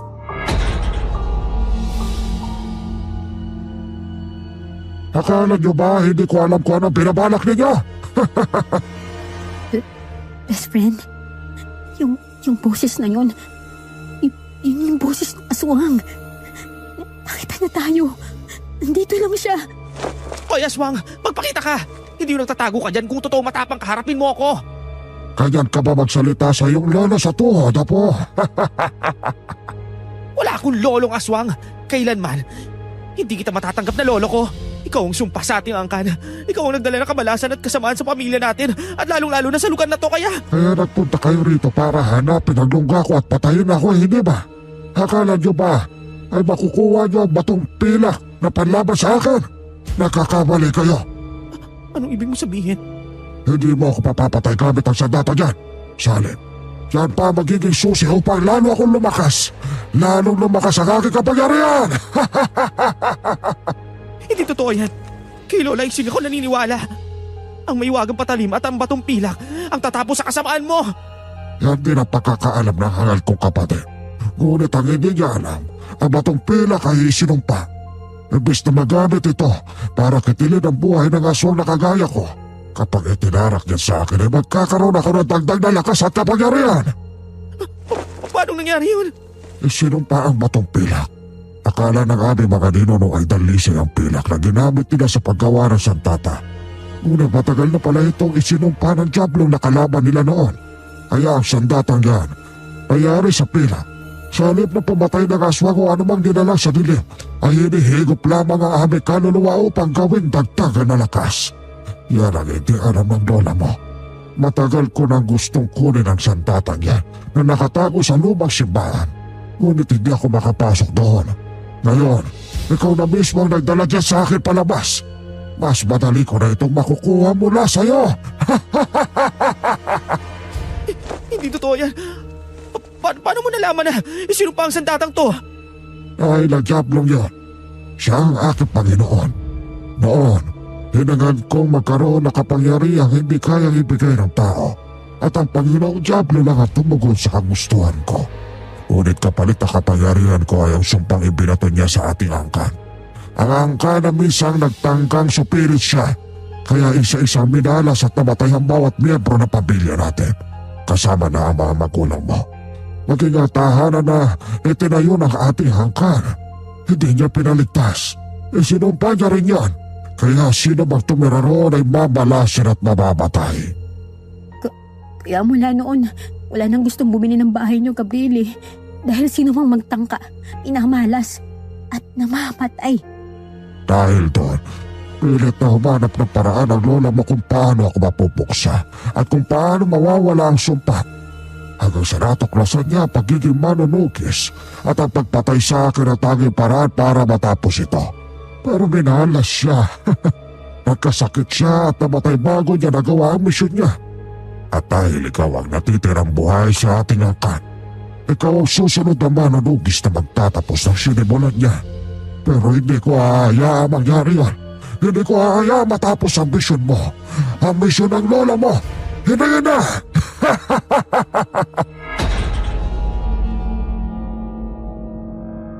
Sa mga sandaling iyon, tumama kay Gabriel ang masakit na katotohanan. Hindi pala siya napilitang maging manunugis dahil lamang sa malaking pabuya mula sa mga tao sa aming lugar, kundi dahil nakatadhana talaga ito sa kanya. Siya na lang ang natitirang miyembro ng kanilang angkan, ang tanging pwedeng tumapos sa sumpa at sa lagim na bumabalot sa aming lugar at sa kanilang angkan. Kung ganun, hindi ko hahayaan na magpatuloy ang sumpa ng ating angkanat sa aming lugar. Hindi ko rin hahayaan na may makuha ka na namang inosenteng tao, lalo na ang mga bata. Ang mga inosenteng taong sinasabi mo, ang mga batang kinukuha ko, sila ang pagkain ko. At sarap na sarap ako sa karne, laman loob at dugo ng mga bata. Pasalamat ka, hindi kita gustong kainin. Kung hindi nung unang araw pa lang na nagkita tayo, nung sinugatan mo pa ang sarili mo para ipain sa akin, hindi ko na sana yung tinanggihan dahil kakaiba rin ang amoy ng tugo mo. Napakabango. Ngunit hindi ako kumakain ng aking sariling lahi. Sa sobrang galit, hindi na nakatiis si Gabriel, Miss Ligaya. Inilabas niya ang mahiwagang patalimat ang batong pilak at iwinisiwas ang 2 sandata sa hangin. Nagbabaka sakaling matamaan ang aswang na nagtatago sa dilim. Ngunit hindi niya alam kung saan ito tatama dahil hindi nga namin makita ang aswang. Ang tanging naririnig lamang namin ay ang nakakakilabot nitong boses. Gabriel, hindi natin siya nakikita. Paano mo siya matatamaan ng sandata mo? O akala ko ba mabisa ang 2 sandata? Bakit hindi man lang ako nagagalusan yan? Magpakita ka ko talaga matapang ka, aswang. Huwag ka magtago sa dilim. Tuwag ka naman pala eh. Harapin mo ako na magkaalaman na. Best friend, magsasaboy ako ng asin at maghahagis ng bawang sa paligid. Baka sakaling matamaan siya. Sige, Besh. Isaboy mo na sa hangin.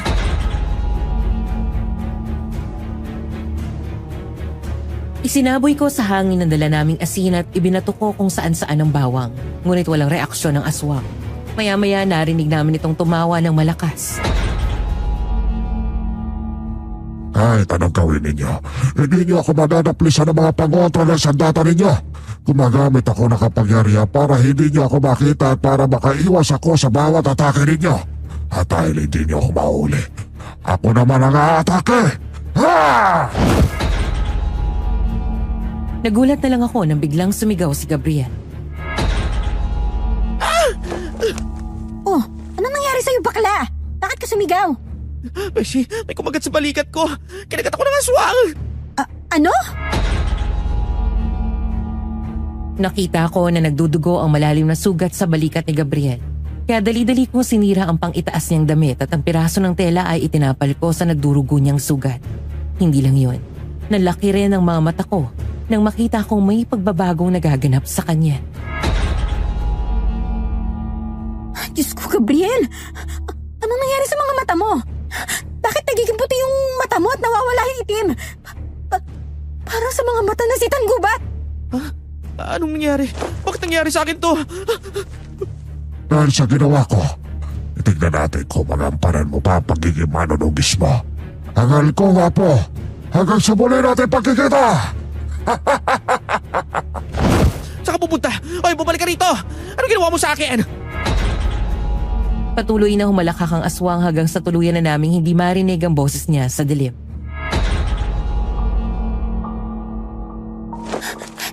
Mukhang nahawaan ka na niya ng pagkaaswang, best friend. Diyos ko, tingnan mo. Nag-iiba na rin yung kulay ng balat mo. Parang nagiging kulay abo ka na. Besh, parang ang init na pakiramdam ko. Parang may nag-aapoy sa loob ng katawan ko. Huwag ka mag-alala. Manghihingi ako ng tulong. Pero paano ka? Hindi kita basta pwedeng iwan dito. Baka bumalik kay si Tanggubat. Huwag mo ko intindihin. Humingi ka na lang ng tulong kay Aling Sally. Sige na, iwan mo na ako rito. Kaya ko pong kontrolin ang sarili ko. Bilisan mo. Pero Sige na, gabitin mo ang lubid para makabalik ka na sa taas ng balon. Humingi ka ng tulong kay Aling Sally. Bilisan mo. Hanggat kaya ko pang tiisin to. Pag-aakyat ko mula sa balon, nagmamadali ako humingi ng tulong kay Aling Sally. Ikinuwento ko sa kanya ang lahat ng nangyari at agad naman siyang tumawag ng albularyo. Pagkatapos ay dinala ko sila pabalik sa lumang balon. Pagdating namin doon, laking gulat namin nang makita namin siyang nasa labas na ng balon. Oh, paano mo nagawa makaalis sa balon gayon may sugat ka sa braso? Diyos ko, ano nangyari sa'yo, Gabriel? Tila kumalat na sa katawan mo ang pag-aaswang na ipasa sa'yo ng si Tanggubat. Pinilit ko makaakyat dito. Nag-iinit ang pakiramdam ko. Hindi ko na kaya. Baka tuluyan na maging aswang ang best friend ko, Aling Sally. Hindi pwedeng mangyari yun. Hindi! Kaya ako nga isinama rito ang albularyong si Mang Simon. Upang matulungan niya si Gabriel. Huwag kang mag-alala, siya ang bahala sa kaibigan mo. Sinuri ng albularyo ang lagay ni Gabriel na halos kulay abo na ang buong katawan at puti na ang mga mata. Pagkatapos isagawa ang orasyon at ritual sa kanya ng albularyo. Ano? Hindi mo siya kayang gamutin, Mang Simon? Pero bakit hindi mo siya kayang gamutin, Mang Simon? Isa kang napakagaling na albularyo, di ba? Pero bakit hindi mo kayang tanggalin yung kamandag ng aswang sa katawan ng kaibigan ko?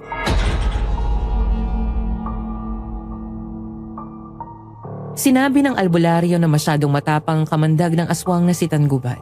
Isa pa, may sumpa ito. Kaya hindi niya kayang alisin ang kamandag ng pagiging aswang sa katawan ni Gabriel. Ngunit may alam siyang paraan kung paano ito maaalis. Sa tuktok ng bundok. Kailangan niya pa talaga magpunta ron sa kabila ng kalagayan niya? Kung ang pagpunta sa tuktok ng bundok ang makakaalis sa kamandag ng aswang sa katawan ni Gabriel, kailangan niya magpunta ron. Pero mukhang hindi na niya kakayanin, Aling Sally, oh. Tingnan mo naman. Teka, paano? Laking gulat namin na magawa ni Gabriel na makalayo at pilit na naglakad patungo sa bundok. Hoy, bakla! Sigurado ka ba sa gagawin mo? Tingnan mo, oh. Nangihina ka pa. Bumalik ka nga rito. Kung ayan lang ang tanging paraan, aakyatin ko ang pinakatuktok ng bundok. Hindi ako pwede magpatalo. Maghaharap kami ng aswang na yon. Pero, bakla, sigurado ka ba na kaya mo pa? Kakayanin ko, Besh. Kakailanganin kong gumaling. Kailangan ko tapusin ang misyon kong to na mapuksa ang aswang kahit membro pa siya ng angkan namin. Ang inaalala ko pa, magagawa mo pa kaya yung mission mo bilang manunugis. Lalo na nung sinabi ng aswang na yon na hindi siya mamamatay kapag ginamit mo sa kanya yung batong pilak. Anong sinasabi mo, Marta? Na hindi mamamatay ang aswang kapag ginamit ang batong pilak? Anong sinabi niya? Ay, hindi ko pala nasabi kanina, Aling Sally. Sinabi rin po kasi ng aswang na yon na hindi raw siya mapapatay ng batong pilak. Sa halip, kapag nasugatan siya nito, mas lalo raw siyang lalakas. Dahil ang pilak na gamit sa paggawa ng sandata ay isinumpa ng diablong sinasamba niya. Ano? Ipinaliwanag ko kay Aling Sally ang sinabi ng si Tangubat tungkol sa batong pilak. Halos hindi siya makapaniwala sa narinig niya.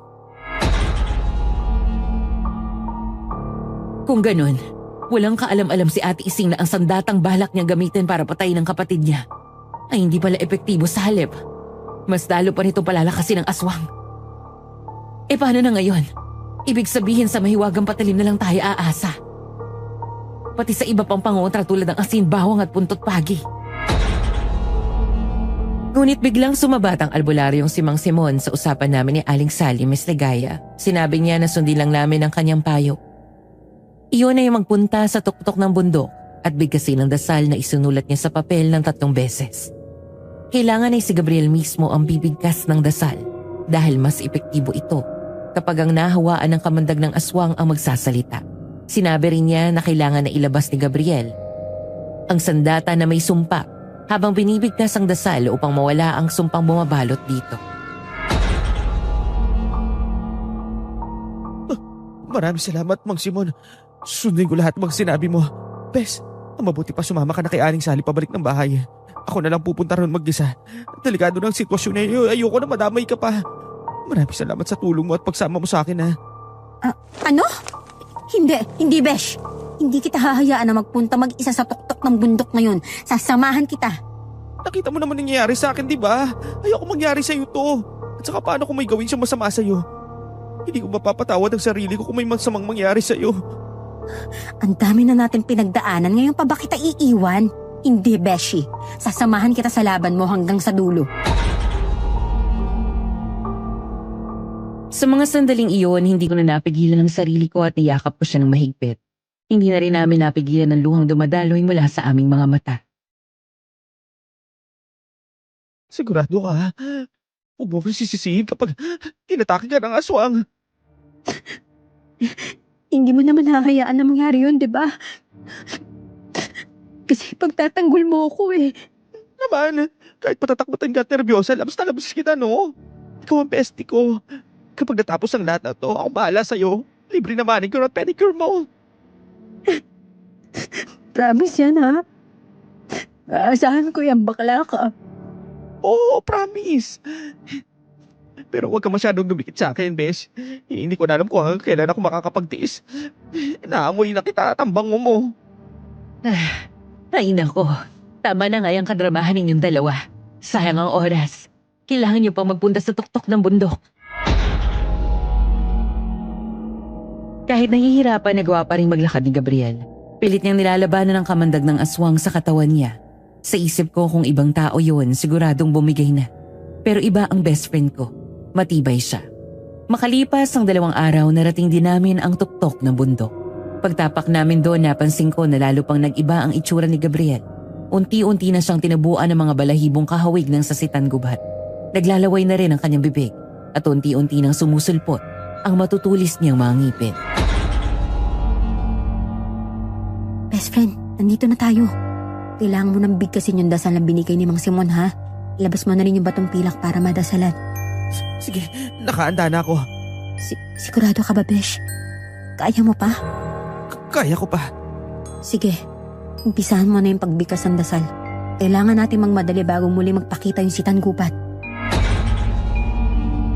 Binasa niya ang nakasulat sa papel at sinimulan niyang bigkasin ang dasal na nasa lengguaheng hindi namin maintindihan. Ako, Sena Lutar, Imuro Sandal Namara, Viras Talum, Serado Mina Bala. Nang matapos niyang bigkasin ang huling salita ng dasal sa 3 ulit, nagulat ako na biglang gumuhit ang matalim na kidlat sa kalangitan, Miss Ligaya. Ilang saglit lang, ay tumama ang nakasisilaw na liwanag mula rito sa katawan ni Gabriel at sa hawak niyang batong pilak.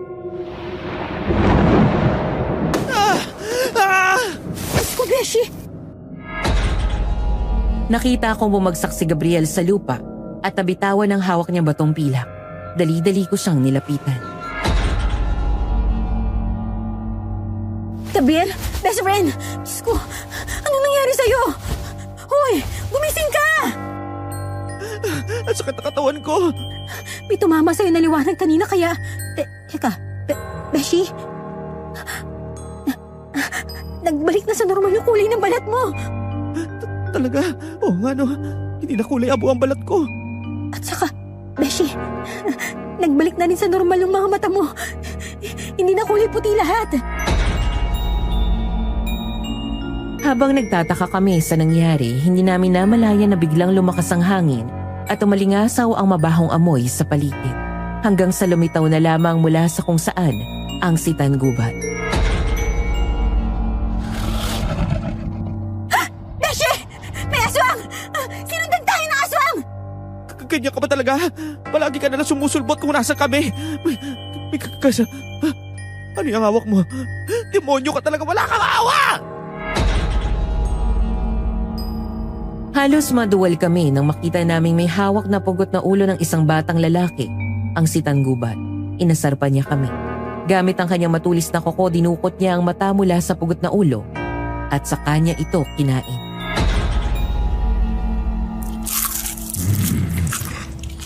Walang kasing sarap ang sariwang bata. Wala kang kasing sama. Pumatay ka na naman ng batang walang kamalay-malay. Sobra na. Masyado na maraming nadamay sa sumpa. Hindi ko nahayaan naman na ipa ang kasamaan mo. Paano mo kami nasundan dito? Paano mo nalaman na nandito kami sa tuktok ng bundok? Walang impormasyon ang nakakalampas sa akin. Palagi ako nakamasid sa inyo at sa lahat ng galaw ninyo. Pero ang pinagtataka ko, bakit biglang nawala ang senyalis na kamantag na pagiging aswang na isinali ko sa iyo, Gabriel? Bakit? Hindi ko rito nararamdaman. Marahil dahil sa kakaibang dasal na binigkas ni Gabriel at sa mga pagtama sa kanya kanina na liwanag na nagmula sa kidlat. Maaaring dahil doon ay nawalan ng bisa ang kamandag na binigay mo sa kanya. Hindi ka nagtagumpay na gawing katulad mo ang best friend ko. Kalokohan! Hindi maalis na isang pipitsuging dasal mula sa pipitsuging albularyo kamandag ko. Hindi ito maaari. Hindi! Isa lang ang ibig sabihin nito. Epektibo ang dasal na binigay sa akin ni Mang Simon. Kaya nakabalik ako sa dati. Ngayon ko rin malalaman ko na wala na rin ang sumpa ng batong pilak. Dinampot ni Gabriel ang batong pilak mula sa lupa. Bigla itong nagbago ng anyo at naging espada. Inilabas din niya ang mahiwagang patalim. Ako naman ay naghanda ng mga dala kong pangontra, asin, bawang at buntot pagi. Sigurado ka ba na natanggal na ang sumpa sa batong pilak, Besh? Medyo kinakabahan ako eh. Walang masama kung susubukan natin, Besh. Ito na lang paraan para mapuksa natin ang sitan gubat na yan. Baka kasi kapag ginamit mo sa kanya yung batong pilak, lalo pa siyang lumakas. Mas lalo ka mahirapan na mapatay siya. Magtiwala tayo! Magtiwala tayo! Tumangulang ako sa kanya. Kahit na may konting kaba ay nagtiwala ako. Matapang na hinarap ni Gabriel ang sitan gubat. Hawak sa magkabilang kamay ang dalawang sandata. Tapusin na natin to. Marami ka ng pinerwisyong buhay. Hindi ka na dapat mabuhay pa. Wala ka talagang kalang sa lolo mo sa tuhod, ano? Pare-pareho kayong walang kwenta. Kayo na mga kapatid ko. Dapat ka lang mamatay rin kagaya nila. Kaya sige, tinatanggap ko ang hamon mo. Pasensya na, pero hindi ka karapat dapat igalang dahil napakasama mo. Pareho kayo ng demonyong itinuri mo, Panginoon. Kaya magsama-sama kayong dalawa sa impyerno. Talagang pinapangatawanan mo ang pagiging manonogis. Huwag mo ako lakuhin. Dahil alam kong ginagawa mo lang ito dahil may obligasyon ka sa mga tao upang ayusin ang problema ako mismo ang may gawa. Dahil sa binigay nilang pabuya, hindi ba?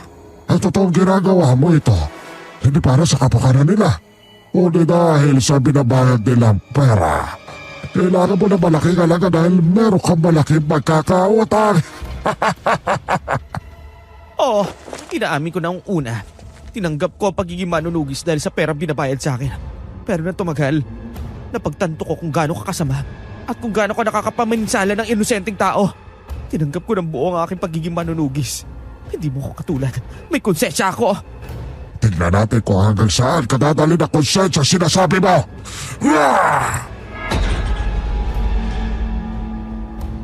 Umangil ng malakas ang aswang. Inahanda nito ang matutulis niyang kuko. Ngunit sa isang igla, bigla itong naglaho. Ha? Saan siya nagpunta? Bigla na lang siya nawala. Gumagamit na naman siya ng kapangyarihan para itago ang kanyang sarili. Para hindi natin siya makita. Handa mo sarili mo, Besh. Nasa paligid lang siya. Naamoy ko pa rin ang mabaho niyang amoy. Tignan natin kung mahanap mo kung nasan ako. Di nagtagal nakaramdam ako ng malakas na hangin sa tabi ko at bigla na lang akong nagkaroon ng mga kalmot sa braso at binti. Kinakalmot ako ng aswang sa iba't ibang bahagi ng katawan ko. Ako ang pinupuntirya niya. Kahit nasasaktan at duguan ako, nagawa kong isaboy sa hangin ng asin at dinikdik na bawang. Narinig kong nasaktan ng bahagya ang aswang.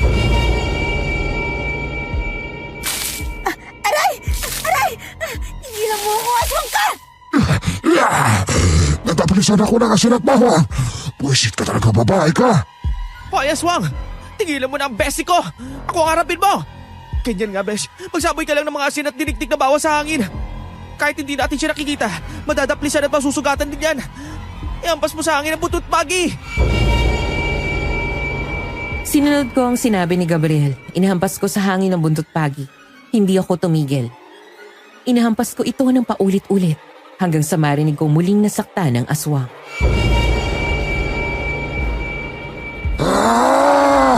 Nahisahan mo na naman akong babae ka. Kahit hindi kita nakikita, hindi mo maiiwasan ang mga pag-atake ko. Ganyan nga, Besh! Huwag ka papatalo! Kinagalit ninyo ako. Matitikman ninyo ang ganti ko. At uunahin na kitang babae ka.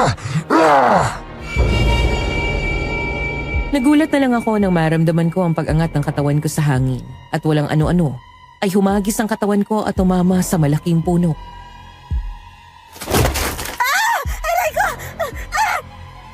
Anong ginawa mo sa kanya? Nararapat lamang sa kanya yan dahil pakialamera siya. At dahil sa pag-iimasok mo iya, hinihiling mo na rin na maaga kang mamatay. Mukhang masarap ang karne at laman loob mo. Ang bango mo at sariwa. Huwag na huwag mo gagalawin ang best friend ko. Subukan mo lang at pagsisisihan mo. Gagawin ko ang gusto ko at wala kang magagawa para pigilan ako. Hangal, hindi mo ba nakikita? Wala ka rin nagawa ng iihagis ko ang kaibigan mo sa puno. Kaya anong magagawa mo para pigilan ako? Sasabuyan mo rin ba ako ng asin na dinikdik na bawang? Pasin mo ako ng buntot, Maggie. At gagamitin mo sa akin ang mga sandata mo. Alalahanin mo, kapag ginamit mo sa akin ang batong pila, lalo lang akong lalakas at magiging mas makapangyarihan. Hindi ka makakasiguro na taglay pa rin ng batong pila kang sumpa ng diablong sinasamba mo. Kaya huwag kang umasa na lalakas ka pa o madadagdagan ang kapangyarihan mo. Sa sinabi ni Gabriel, lalo pang nagalit ang aswang, Miss Ligaya. Narinig namin ang mas malakas itong pag-angil at paghalakhak. Ilang sandali pa naramdaman ko na mas lumakas ang hangin sa paligid. Mukhang ipinararamdam niya ang tunay niyang lakas nang bigla kong naramdaman na may sumasakal na sa leeg ko.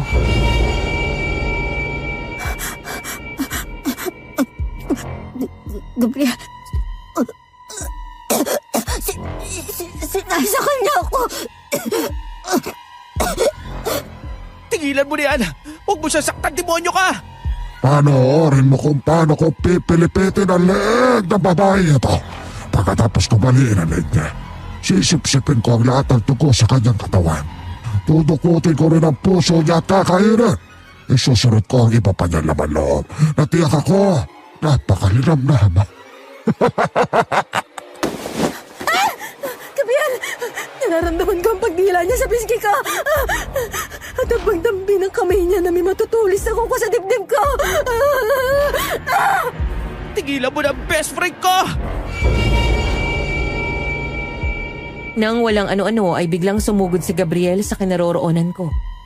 At walang habas na iwinasiwas sa hangin ang hawak niyang mahiwagang patalim at batong pilak. Maya-maya naramdaman ko na may tumalisik sa akin na kulay itim na likwidong mabaho ang amoy at malansa.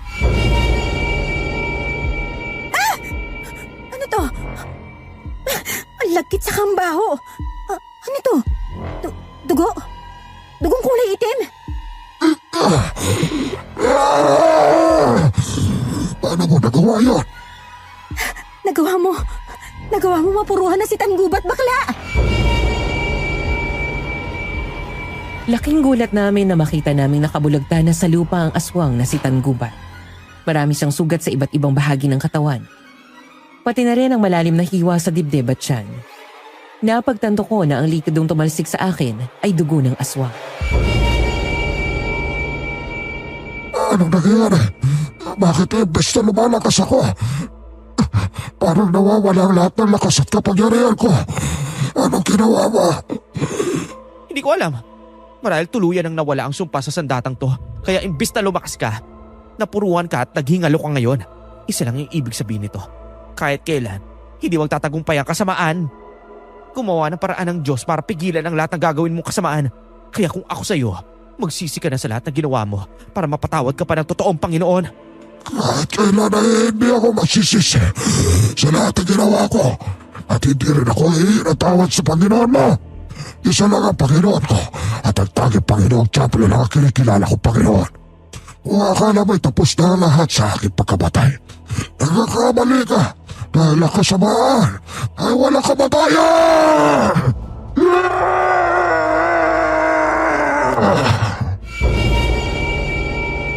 Tuluyan na ngang namatay ang aswang.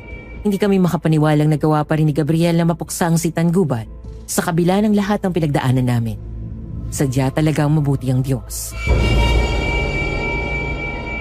Nagawa ko, Besh. Nagawa ko. Maraming salamat, Besha. Maraming salamat sa pagligtas mo sa akin. Sa wakas, tapos na, Besh. Tapos na ang sumpa sa angkan ninyo dahil patay na yung aswang. Sana nga tapos na, Besh. Sana nga tapos na. Sa pagkamatay ng aswang, bumalik na sa normal ang lugar namin. Mula noon, wala nang nababalitang mga nawawala at muling natahimik ang mga tao. Nalaman nila na napuksa na ang aswang na ugat ng lahat ng problema, kaya labis ang kanilang pasasalamat. Lalo na sina Aling Alma at Aling Cecil. Sa best friend kong manunugis. Nagpasalamat din kami kay Mang Simon. Ang albularyo, dahil kung hindi dahil sa dasal na ibinigay niya, hindi mawawala ang kamandag ng aswang sa katawan ni Gabriel at hindi rin mawawala ang sumpa ng diablo sa batong pilak. Labis din ang pasasalamat namin kay Aling Sally sa lahat na naitulong niya sa amin. Napatunayan namin na tapat at maaasahan siyang kaibigan ni Lola Ising. Nagdesisyon din sa Gabriel na manatili na sa lugar at muling tirhan ang bahay ng kanyang lola.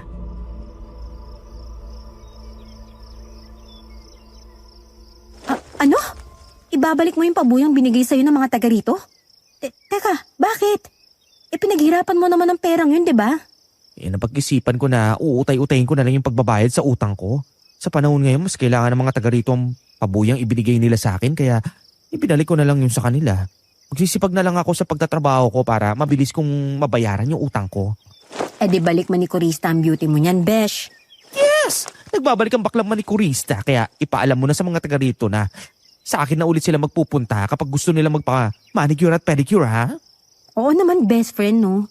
Siguradong dadayuhin ka ulit ng mga taga rito sa lugar natin. Dahil ikaw lang naman ang pinakamagaling naman manikurista, no? Siyang tunay! Kaya ano pang hinihintay mo, bakla? Umpisahan mo na ngayon. Dahil nasa labas na ang ibang kapitbahay natin gusto na magpamanicure sa'yo, oh. Ano? Nasa labas na sila? Teka, sandali, pagbibihis na muna ako. Tingnan mo, naka-brat, pipi short lang ako.